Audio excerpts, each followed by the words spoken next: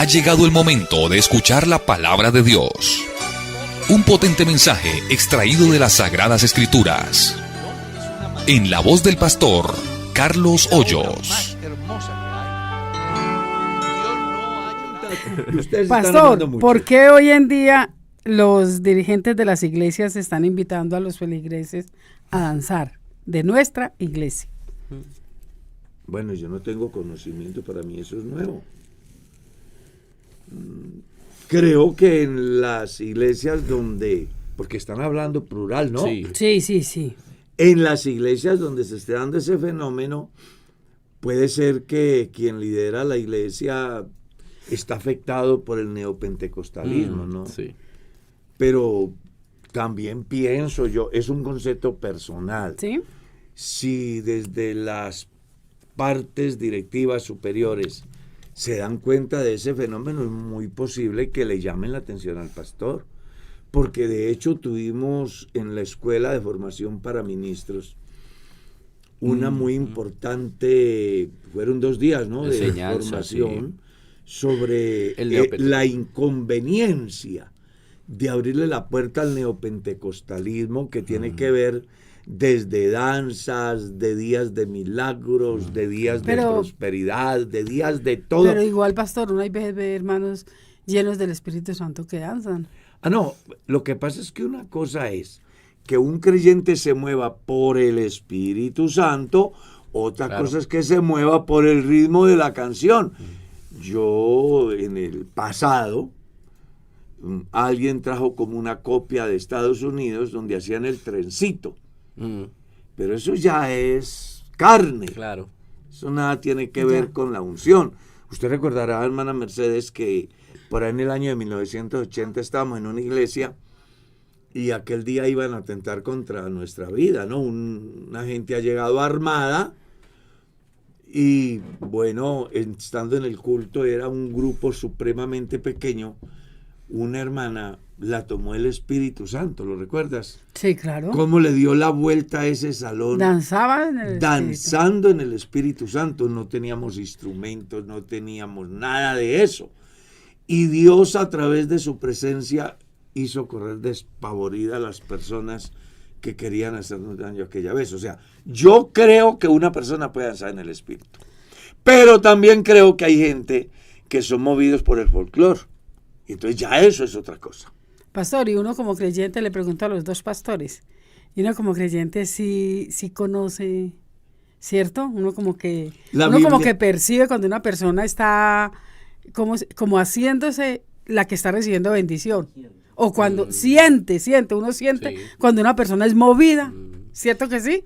¿Uno lo siente? Aparte de sentirlo ahí, los frutos luego le confirman a uno que de verdad las personas a veces son muy teatreras. Exacto, que es puro tiene teatro, que ver con la como apariencia. Exactamente.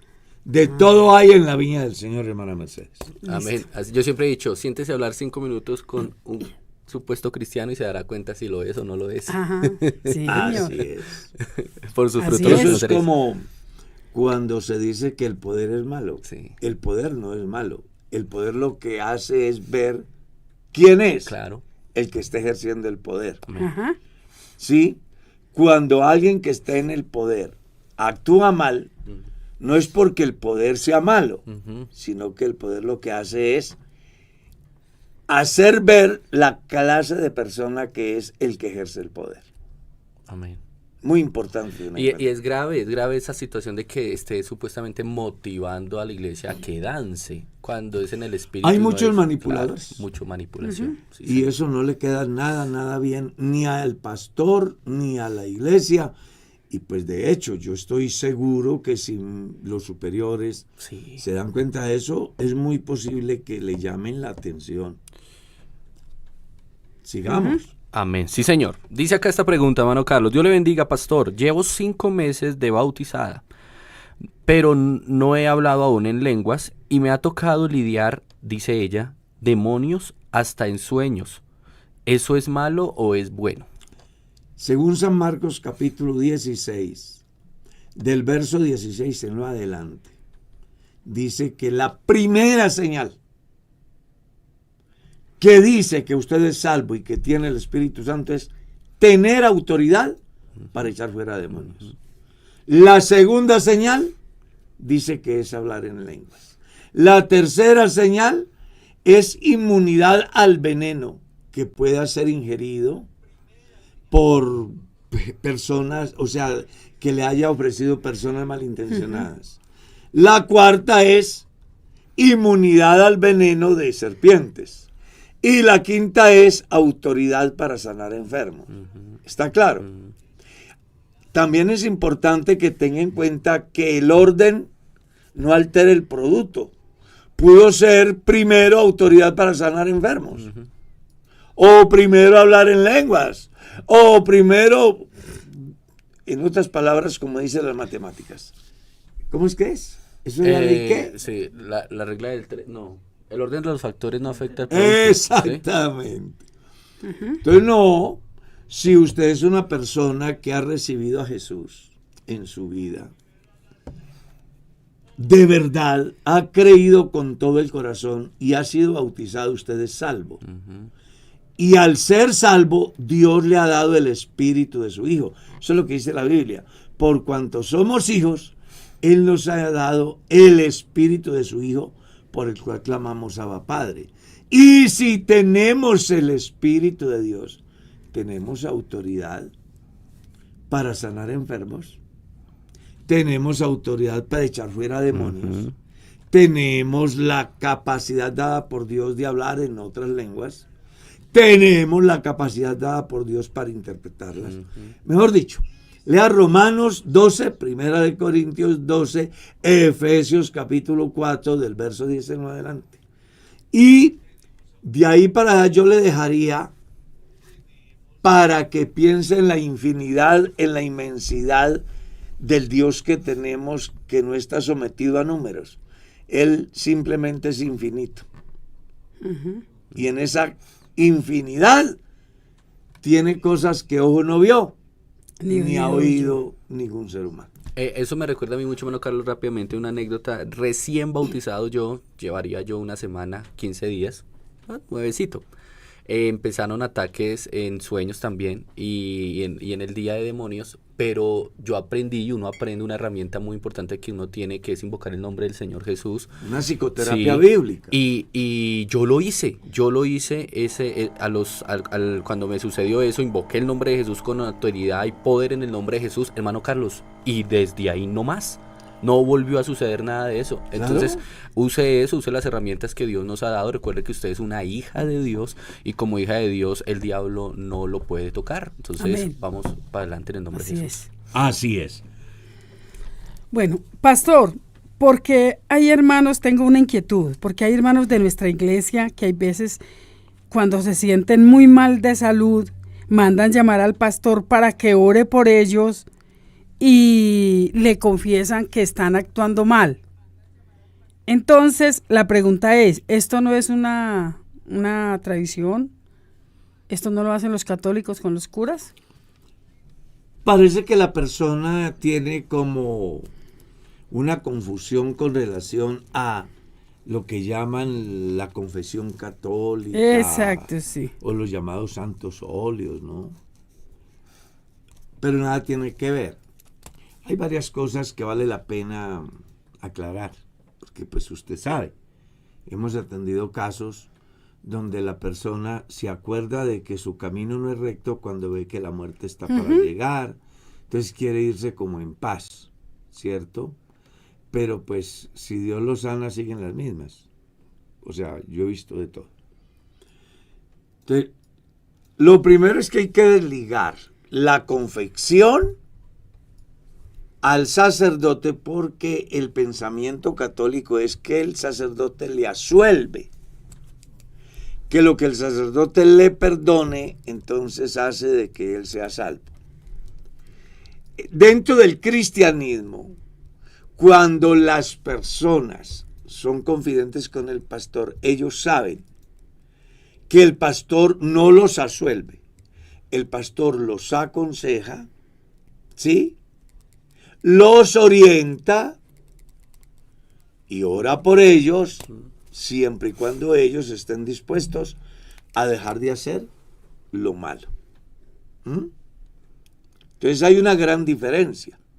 Y eso viene a mi mente un caso muy importante que viví con un compañero que estudió en la Universidad Javeriana Teología Mariana. ¿Sí? Él se graduó en ciencias religiosas, teología y ciencias religiosas. Y me llamó mucho la atención que en un evento pastoral, él decía que lo que el cura hacía era lo mismo que los pastores hacíamos. Decía él, porque es que, ¿qué le dice el feligrés al sacerdote? Pues los pecados. ¿Y qué le dice el creyente al pastor? Los pecados. Y no, pero hay una diferencia, que nosotros no le perdonamos pecados a nadie, no le absolvemos los problemas a nadie, no le mandamos penitencias a nadie. Y no es una obligación contarle los pecados. Y no es una obligación de que el creyente le cuente al pastor lo que le pasa. Pero si lo hace como sí, por... Si ¿cierto? Lo hace, el creyente busca no que le perdone el pastor, sino que lo ayude. ¿Cómo? Dándole una orientación. ¿Ya? Que lo ayude orando por él. En ninguna manera el pastor absuelve. En ninguna manera el pastor perdona los pecados del creyente. Cosa que sí lo maneja la religión católica equivocadamente, pero ellos lo manejan así. Y prueba de eso es lo que menciona la carta a los Hebreos capítulo 10 del verso 11. Y luego viene la comparación con relación a la verdadera obra hecha por el verdadero sacerdote que es Cristo Jesús.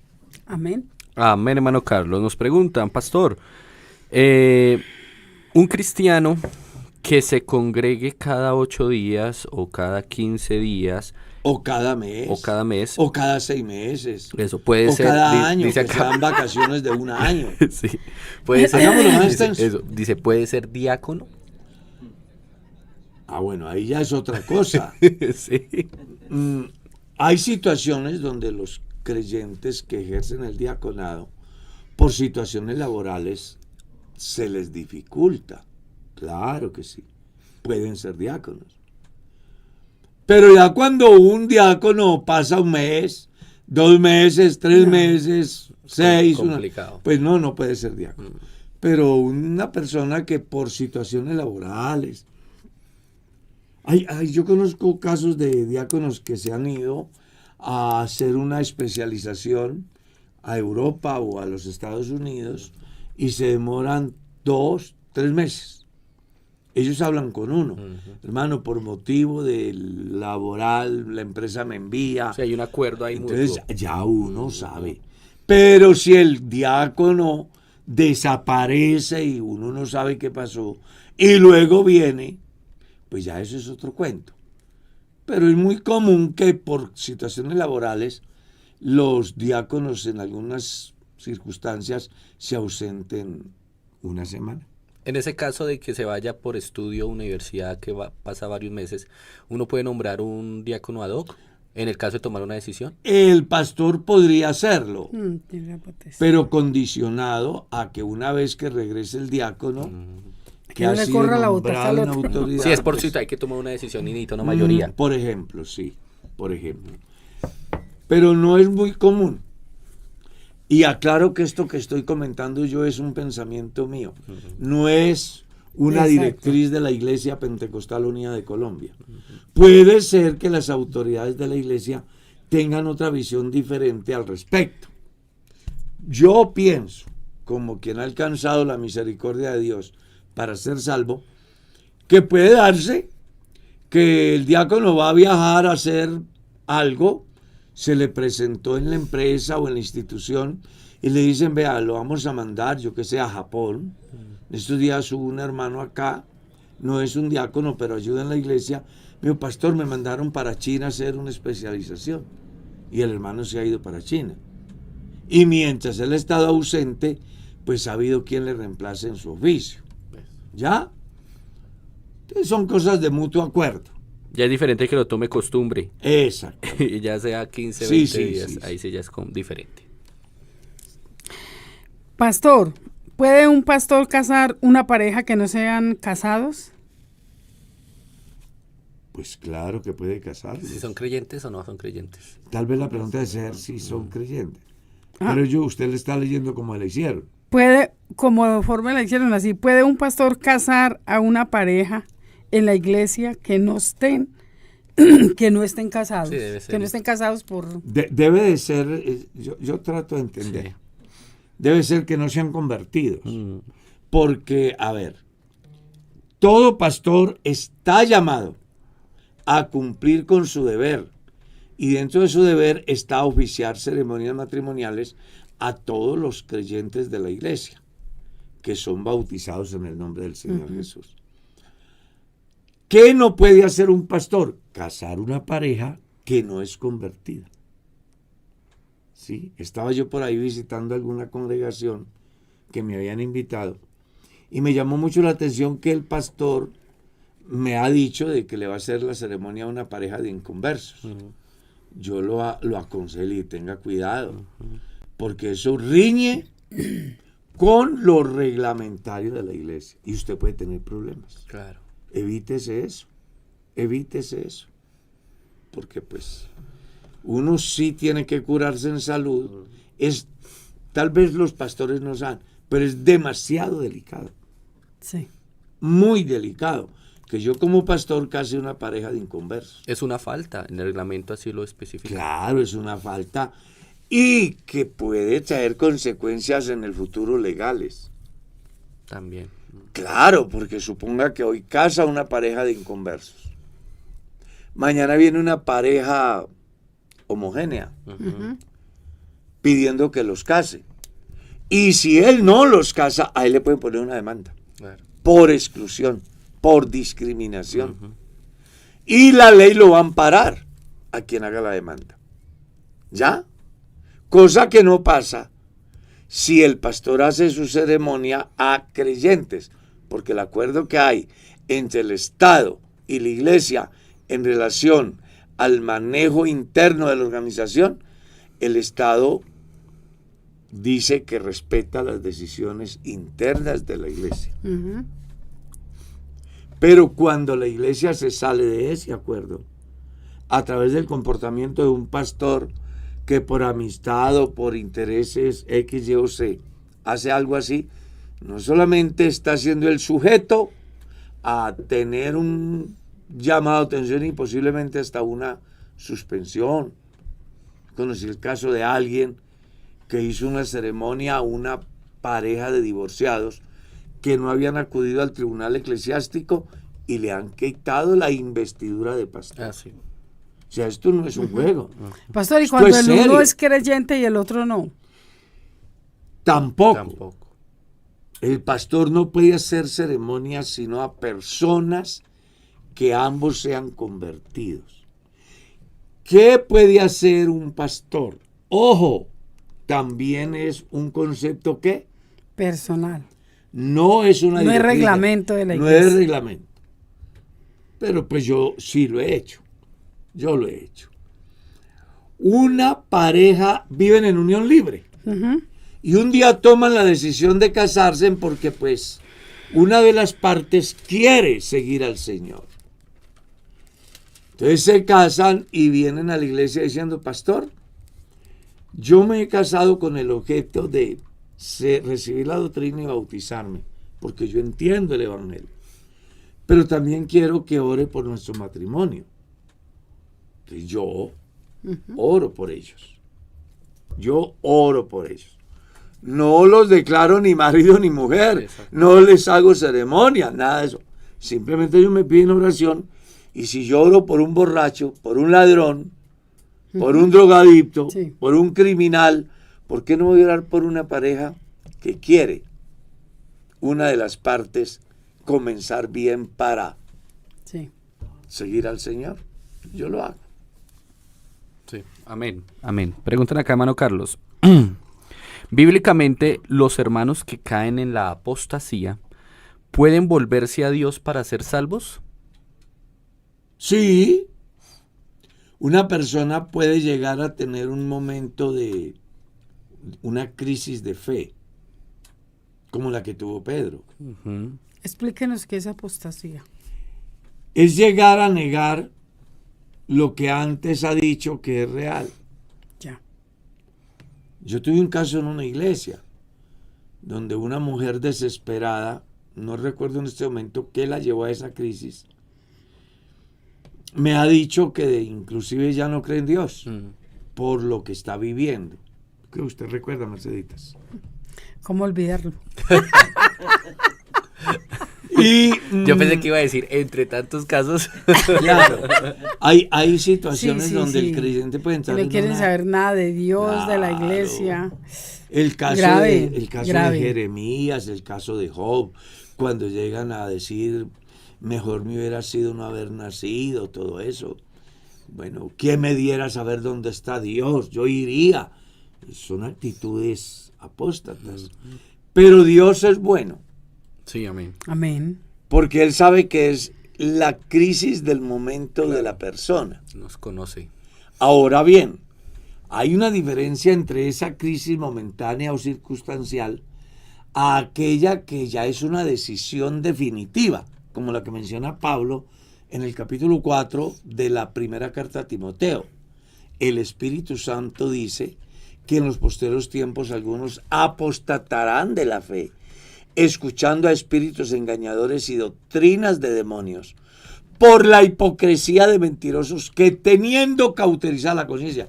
O sea, es gente que ha decidido definitivamente practicar el pecado de manera voluntaria sin ningún sentir del arrepentimiento por lo hecho.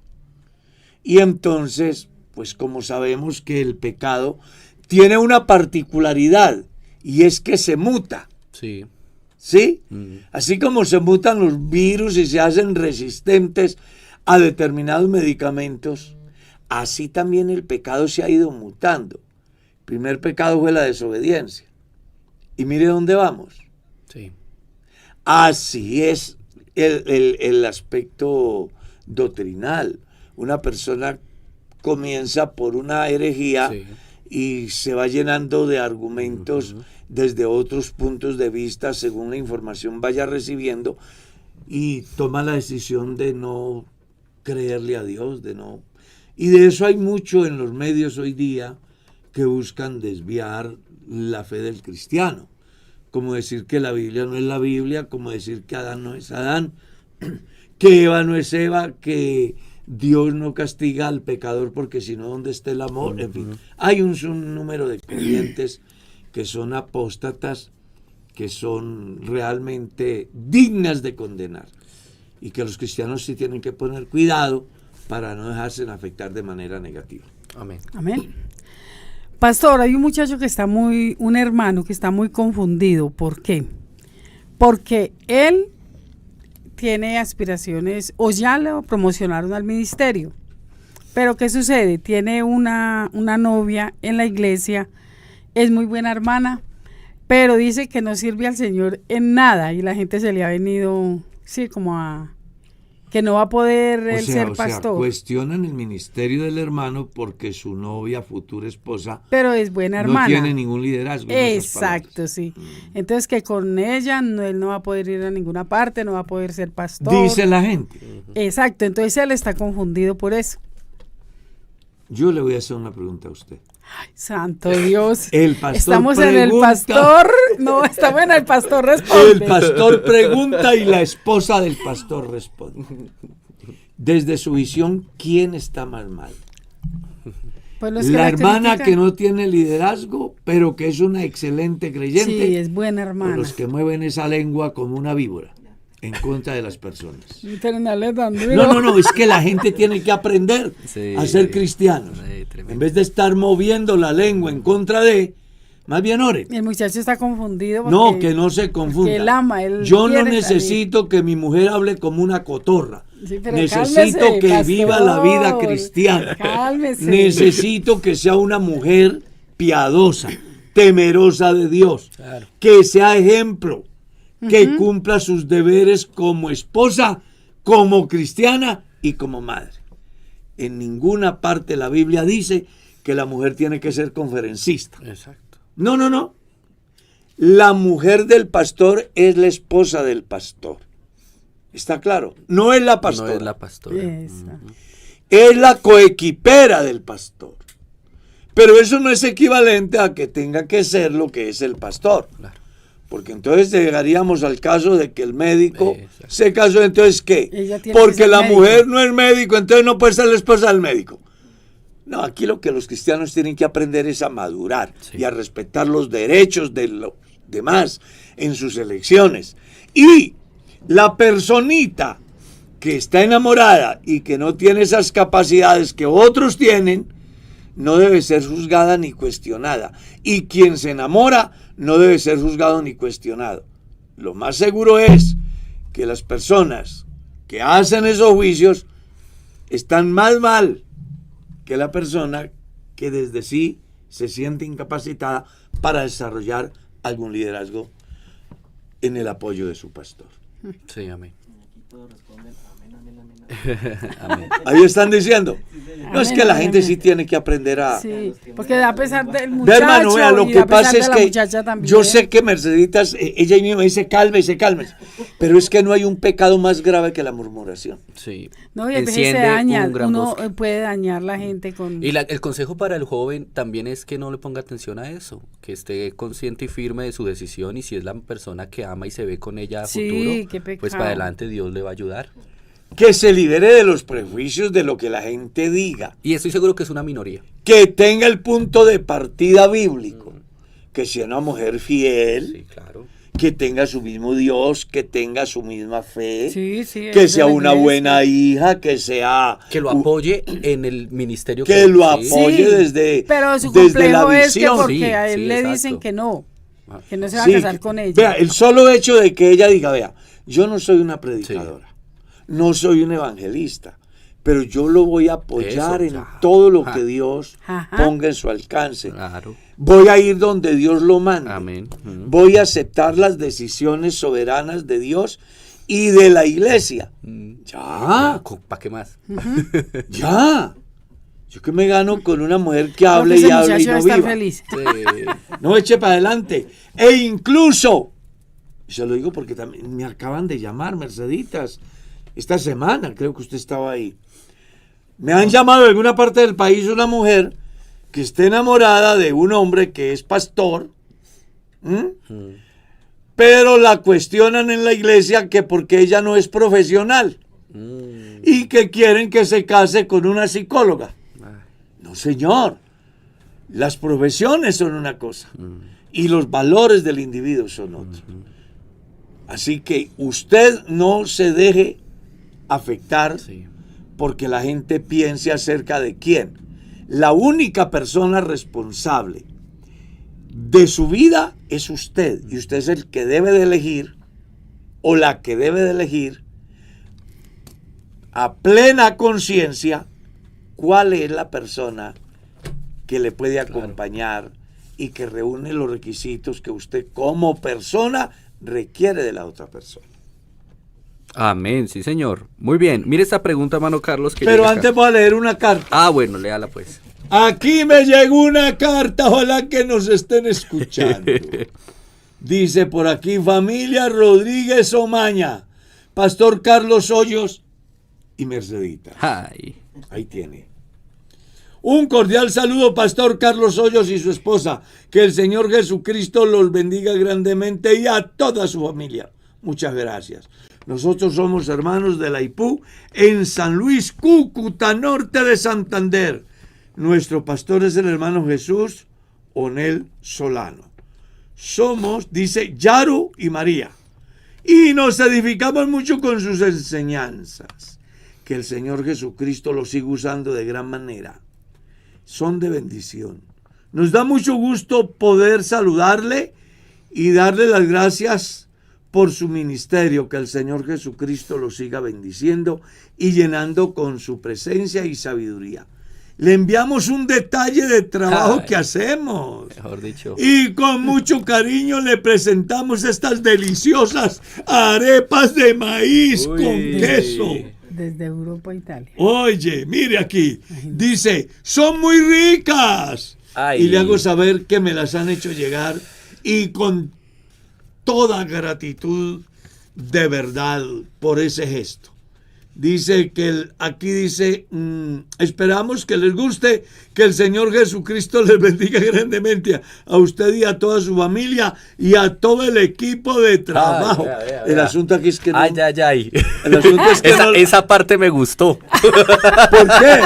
No, yo no le voy a dar de las arepas que me mandaron. Bueno, sigamos, que hay mucha pregunta. Un saludo muy especial. Muchos agradecimientos. Muchos agradecimientos. Ahí está esta microempresa, esta empresa, los hermanos. Y a María. Sí. Y bueno, luego les llamaré para ahí está de el manera número, personal darle las gracias. Y si usted quiere enviar también su proyecto, su microempresa, aquí bienvenido. Ah, claro, usted tiene una microempresa y dice, venga, qué bueno que los cristianos de mi ciudad la conozcan. Claro. Se la vamos a promocionar aquí sin ningún costo. Hermana Mercedes, usted que está ahí, cuénteme, ¿qué pregunta le ha llegado? Pastor, quiero hacerle una pregunta personal. O sea, la hermana Soy Mercedes yo la que voy a hacer la va a pregunta. hacer una pregunta. Ay, Dios mío. Acerca de algo que me aconteció ayer. Yo estaba hablando con una hermana de la iglesia en mi casa. Sí, Llegó un hombre sí, y a traer una encomienda. sí. Entonces, no sé, nunca hago pasar esa persona. Pero como yo estaba con la hermana y su hijito, entonces le dije a la persona que me avisó, sí, dígale que suba. Y acá le recibo. Esa persona me dijo, yo le recibí el encargo, le pagué, y esa persona me dijo, sabe que yo vine acá porque yo me soñé y usted es esa persona. Yo venía desesperado, angustiado y necesitaba que alguien orara por mí y yo necesito que usted ore por mí. Es usted. Porque es que yo la vi, es usted misma. Y ese muchacho que me abrió la puerta es el mismo que yo vi en el sueño. Pues entonces yo, pues como estaba con la hermana, entonces yo le dije, bueno, yo me paré y vine y lo atendí con ella ahí en la puerta. Le hablé del Señor y le dije que pues que sí, que yo iba a orar por él sin ningún problema. Era un domiciliario cualquiera. Un domiciliario cualquiera, un señor ya maduro. Y entonces él se fue con sus ojos llenos de lágrimas y me dijo que muchas gracias. Y yo le invité a la iglesia y me dijo que sí, que iba a seguir viniendo. ¿Por qué pasa eso? A mí me dejó eso inquieta. Me dijo, no, es que es usted y el muchacho que me abrió la puerta es el mismo que yo me soñé. Y dije, yo tengo que subir y a que esa señora ore por mí. ¿Eso por qué tan raro? Bueno, yo no podría explicarle el por qué pasa. Porque pues realmente entraría a un campo de mucha especulación. Claro. ¿Cierto? Ahora, ¿que si se puede dar? Sí. Claro. Hechos capítulo 10 le da la respuesta. Cornelio está en Cesarea de Filipo y Pedro está en Jope. En Jope. Y desde allá Dios prepara al uno y al otro Sí. con el objeto de que una de las partes sea beneficiado y la otra parte beneficie. Puede darse. Claro. Ayer se dio. Sí, me dejó muy... Pero, por eso, es decir, que existe esa posibilidad, pues ya se lo estoy aclarando a la luz de la Biblia. El por qué, sí ya sería especular. Espero que quede clara su inquietud. Sigamos. Sí, amén. Claro. Sí. Ahí lo importante es que se le predicó el Sí, evangelio. se le predicó el evangelio y se oró por él. Amén. Claro. Ya, y se fue contento. Uno nunca sabe cómo obra Dios. Sí. Uno nunca sabe cómo. Vea, es que usted me pica la lengua con eso. Estaba yo recién convertido, hace 53 años, y recuerdo que donde vivíamos había un hermano que llamaba Mario Casas. Ujú. Ya él era un hombre adulto, el hermano ya debe de estar con Dios, era un hombre fiel. En la finca, dos tipos inconversos comenzaron a hacerle la vida imposible al hermano. lo agredían verbalmente, lo estigmatizaban. Bueno, pero un día el hermano, esto lo estoy contando porque fue real. Ahora, puede surgir la pregunta como usted, ¿por qué? Y son cosas que son muy subjetivas y uno no debe entrar a decir por qué. Lo cierto es que un día el hermano se ha levantado, se ha ido a su labor y estos señores comienzan de nuevo a hacerle la vida imposible al hermano. Él ha perdido el control y les ha dado una sunchera a los dos. Desde la visión humana, ¿cuál debería ser el comportamiento de esas dos personas? Salir hablando mal del evangelio, mal de los cristianos, no aceptar que nadie les hable de Dios. Pero sorpresa, eso pasa el lunes. El martes bajan al culto, se entregan al Señor y se bautizan. ¿Cómo puede uno explicar eso? El por qué se da. Uno solamente tiene que dar el testimonio. Y en el programa de Dios, Dios hará. El caso de Balaán, una bestia de carga, tiene más visión que el profeta.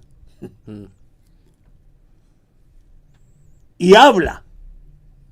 O sea, uno no sabe por qué Dios actúa de esas maneras. Sí.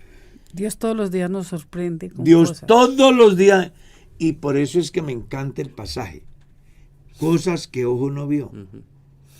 Uno nunca sabe de qué manera va a tratar Dios con alguien. Él usará la estrategia que sea. Pero que Dios habla. Habla. Amén. Él no quiere que nadie se pierda y va a hacer lo que sea. Así es, así es. Sí, señor. Amén.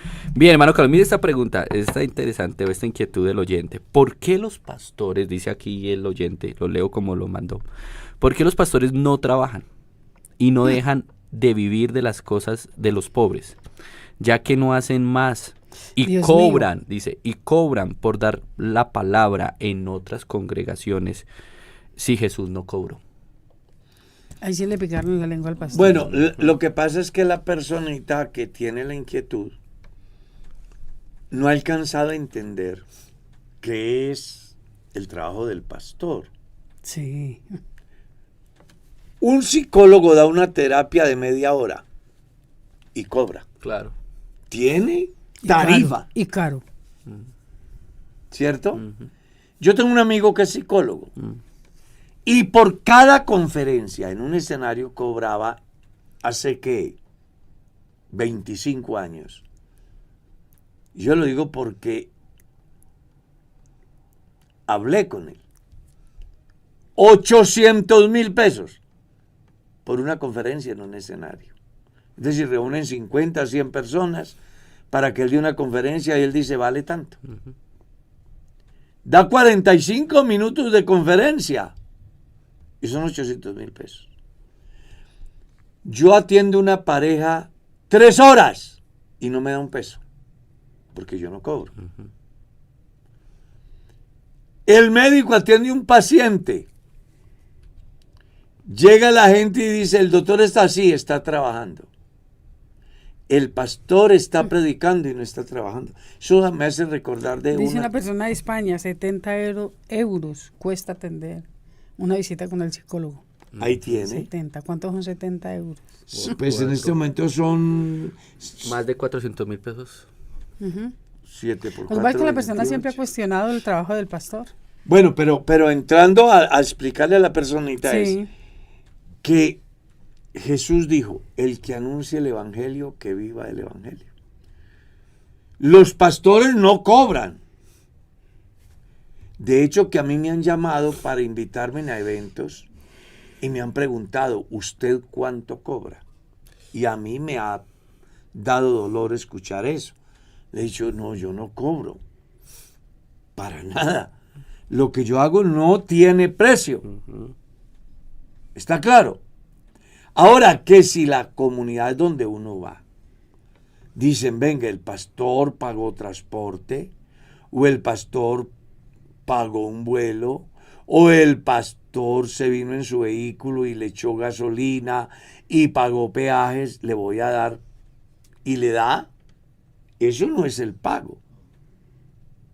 Le dieron una donación que pudo ser pequeña o pudo ser mucha, o pudo no ser, porque yo he tenido experiencias donde he ido y me han dado donaciones importantes. He ido a otros lugares donde me han dado donaciones tan pequeñas que no alcanzan ni para el peaje. He ido a otras partes donde no me han dado ni comida. Y yo nunca he dejado de hacer el trabajo. Claro. Porque es que la misión del pastor es predicar el evangelio, atender a la gente. Donde soy pastor actualmente, se reúnen 400, 500, 600 o más personas. Yo atiendo a todo el que me busca. ¿Ves? Aparte de eso, yo atiendo gente de todo el mundo. Sé que hay gente en Europa, a esta hora, en Estados Unidos, en Centroamérica, desde Italia los está saludando, que son testigos de que los he atendido y nadie puede decir que el pastor les dijo vale tanto. ¿Está claro? Sí, así es. Entonces esta persona lo que me hace ver es que tiene un corazón más o menos así como el de, no digo, es una persona que cree que lo que tiene es de él y se le olvida el Salmo 24. De Jehová es la tierra y su plenitud, el mundo y los que en él habitan. Dígame qué tiene el hombre que no haya recibido de Dios. Entonces yo voy a una compañía de seguros porque quiero pagar un seguro de vida. Me dice la gente, ¿y usted en qué trabaja? Le dije, en predicar el evangelio. Me dice, pero ¿en qué trabaja? Y entonces ante la insistencia le dije yo, ¿en qué trabaja el cura? En hacer misas. Le dije, bueno, yo hago cultos. ¿En qué trabaja el cura? Bueno, en confesar personas. Bueno, yo doy consejería. Y comencé a explicarle. Lo que pasa es que ustedes están equivocados. El psicólogo trabaja porque le dice a una persona que su problema radica en un resentimiento. Yo hago lo mismo y más completo y no trabajo. Una persona viene desesperada buscando una ayuda espiritual. Se le orienta, se ora por él y se va con paz. Y la gente dice que el pastor no trabaja. ¿Cuánto cobra Clinton o Obama por ir a dar una conferencia sobre política exterior? Pregunte cuánto vale la entrada y a quién beneficia y de qué manera beneficia. Beneficia a quienes aspiran a ese campo y son beneficios temporales, porque desde el campo de la política no es eterna. Una persona viene y yo le predico el evangelio, se convierte y se salva. ¿Cuánto vale la salvación de una persona? No tiene precio. No tiene precio. Entonces aquí lo que las personas deben de aprender es a entender de que cada situación tiene su campo de financiación. Entonces, el Estado se financia de impuestos. La religión católica se financia de misas por los vivos, por los muertos y por los que ya no son. No lo hago como crítica, lo hago como orientación. El otro se financia a través de la empresa que le da empleo. El otro se financia a través de la venta de aguacates y guayabas en la calle. El otro se financia a través de la venta de textiles. Es una cadena.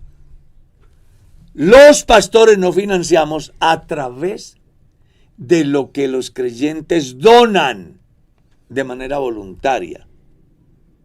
En la iglesia a nadie se obliga. En mi caso personal, como pastor, inclusive, ni se distribuyen sobres durante el culto, porque nosotros somos fieles convencidos Claro. que los deberes cristianos deben de nacer de la manera voluntaria de la vida de cada uno. Y el que la tiene clara. No tenemos interés en saber quién diezma o quién no diezma. Aquí está Alex. A él le pagan sueldo. Pero yo no sé si él diezmará o no diezmará. Ni le interesa. saber. Ni me interesa. Y él no puede decir, el pastor se acercó a decirme, hermano, ¿dónde están sus diezmos? Nadie puede decir eso. Pues yo no soy predicador de diezmos, yo soy predicador del evangelio. Así es. Entonces es bueno que la gente establezca las diferencias y por lo menos tenga en cuenta que nosotros también trabajamos. Y que cuando un pastor va a otra iglesia, no es que cobre. Ah, no. Si el hermano le quiere dar su comida, que es justo, porque la ley dice que el obrero es digno de su salario. Claro. Y la hermana en un sobrecito le da para su pasaje. Pues, ¿Cuál es el Pero problema? en ningún momento se cobró. Algo. No es que no tiene precio. Exacto. La conferencia que dé un pastor en un evento no tiene precio, porque a través de esa conferencia una familia se puede salvar. toda mi familia. Claro. De un hermano que llegó Claro. y predicó el evangelio. Toda mi familia. ¿Cuánto dinero dejaron de aportar esa familia a los prostíbulos, al expendio del cigarrillo, del alcohol, de los juegos? Entonces, Dios salva al creyente y bueno, Jesús predicaba el evangelio de gratis, pero tenía tesorero, entonces la gente daba. Claro. Entonces, ¿qué? ¿Verdad que sí, no? Pero claro, Judas era el tesorero. Sí. De pronto que tiene la inquietud de ser un Judas, que piensa como Judas, que los bienes de los demás debía ser para dárselo a otros. Y el escritor dice, porque también se lo pensaba robar.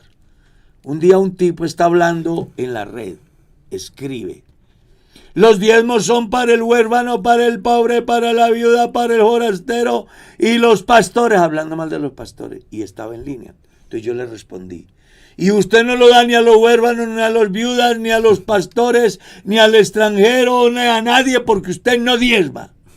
Y se quedó callado. Es que el corazón avaro Sí. Sí. se roba a sí mismo. La raíz de todos los males es el amor al dinero. Y bueno, 70 euros, 325.000 pesos cuesta entonces la cita con el psicólogo en Europa. 325. Bueno, hay que decirle a los hermanos psicólogos de la iglesia en Boyacá Real y en cualquier parte del país que donde atiendan una cita de Europa o Estados Unidos ya saben más o menos cuánto vale. En alguna ocasión eso me hizo acordar. Visité hace años, visité Y una. que busquen nuestros psicólogos de la iglesia. Amén, Sí, amén, sí. amén. Que no vayan a psicólogos mundanos donde van siempre buscando destruir los valores. ¿Sí? Bajo la figura de libertad al libre desarrollo de la personalidad. No, busquen nuestros psicólogos. Amén, amén, A amén. mí me llama la atención, Merceditas, que me llaman para decirme, ¿conoce algún psicólogo cristiano? Y yo tengo una cantidad de psicólogos cristianos, entonces los direcciono. ¿Ya? Necesitamos que los cristianos busquemos lo nuestro, creamos en lo nuestro. Sí. Y si le vamos a pagar a alguien para que dañe, ¿por qué no pagarle a alguien que dentro de los valores cristianos den una orientación pertinente? Amén. En alguna ocasión, hace unos años, visité a una pareja de simpatizantes, de inconversos. Sí. Y le quedamos en que si empezábamos estudio bíblico. Entonces, el primer día de la refán, obviamente ellos con muchas inquietudes. Y lo primero que hablamos ahí en la refán fue acerca del matrimonio, porque debían casarse. Entonces, lo primero que dijeron fue, bueno, pastor, ¿y cuánto nos cobra por el matrimonio? Ahí tiene. Y para bautizarnos, ¿cuánto nos cobra? Así fue lo primero. Entonces, no, yo no cobro por casarlos, no, eso no hay ningún costo. Y aparte, el curso bautismal tampoco se cobra y el bautismo tampoco se cobra. Y yo les doy un curso prematrimonial también que va a Y durar, tampoco se que va a cobra. durar varios días y tampoco se cobra. Quedaron aterrados.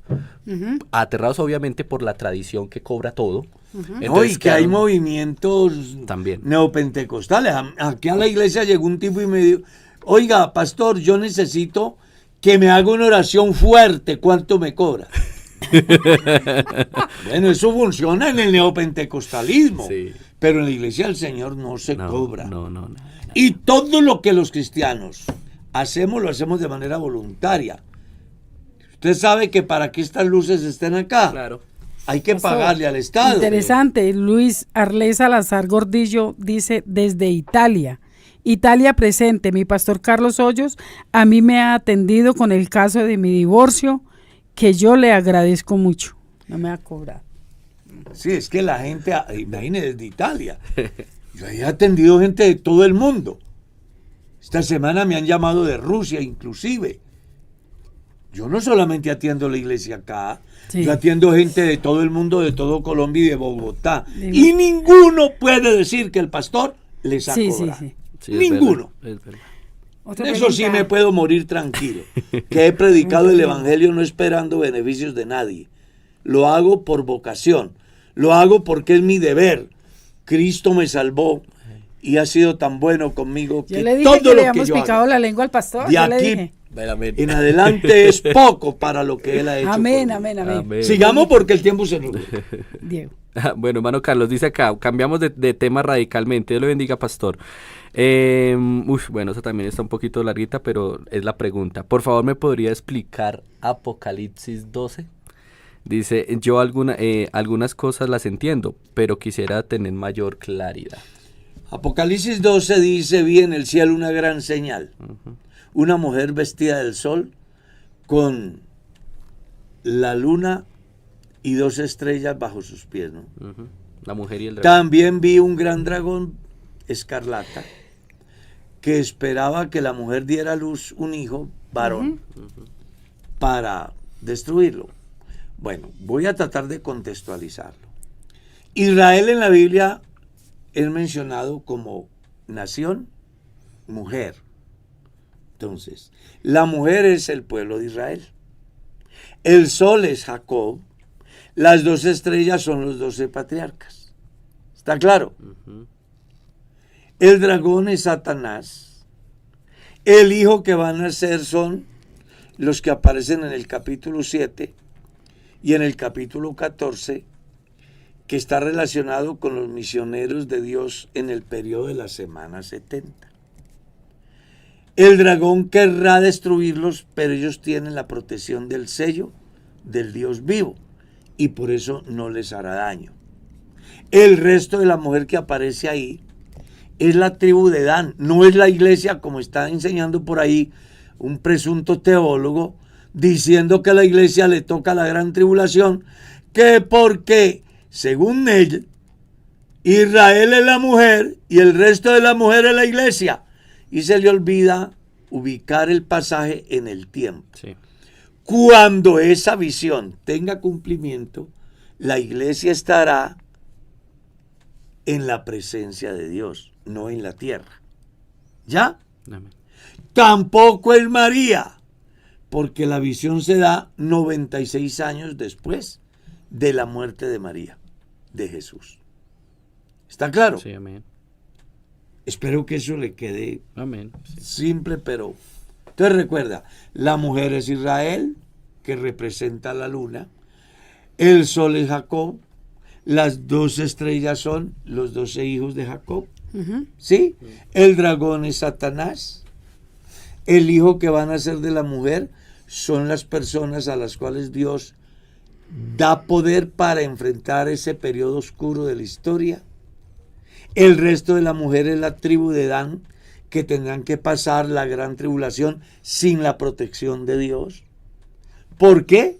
Porque ya Dios había dicho que la tribu o hombre que consultase o fomentase la idolatría en el pueblo de Israel, su nombre sería borrado de las tribus de Israel y debajo del cielo. Por eso en los 144,000 no aparece la tribu de Dan. La serpiente. La serpiente es Satanás. Amén. ¿Ya son las 7? Amén. ¿O puedo hacer otra? Otra pregunta, que estamos aquí de regalía. Pastor, ¿qué quiere decir la Y Biblia? no cobramos. ¿Qué quiere decir la Biblia cuando dice no seáis demasiado justo? ¿Por qué habréis de destruirte? Hay 2 extremos. Entonces, Dios manda al hombre a que sea centrado. Hay unos que son tan justos que se vuelven fundamentalistas. Hay otros que son tan libertinos que son mundanos. A esos que reír es pecado, que atender a la esposa o al esposo en la intimidad es pecado, que dejar de ir al culto por atenderlo a la familia es pecado. A esos que a toda hora piensan que ayunar y orar y vigilar y destruir el cuerpo en aras de ser más espiritual, a eso es lo que la Biblia les llama demasiado justos. Los extremos. Son los extremos. También está el otro, que dice: maquillarme, ponerme aritos, vivir no es pecado. No es pecado. Bailar el vals, estar en la fiesta de cumpleaños, participar en el aniversario de la empresa donde hay baile, hay vino y yo no le veo nada malo. Ese es el otro extremo. Ojo, no estamos diciendo entonces que como dice que no seáis demasiado justo, entonces voy a ser un poquito injusto. No, a eso no se refiere. Ser muy centrados en exactamente, en la vida espiritual. Es que está escrito, es que la Biblia le da margen a uno ni a la derecha ni a la izquierda. Está hablando de los extremos. Ni a la derecha ni a la izquierda. Hay que ser centrados, actuar con razón, con base de causa, acorde a lo que Dios demanda. Ahora sí le cuento que el tiempo se fue, hermano.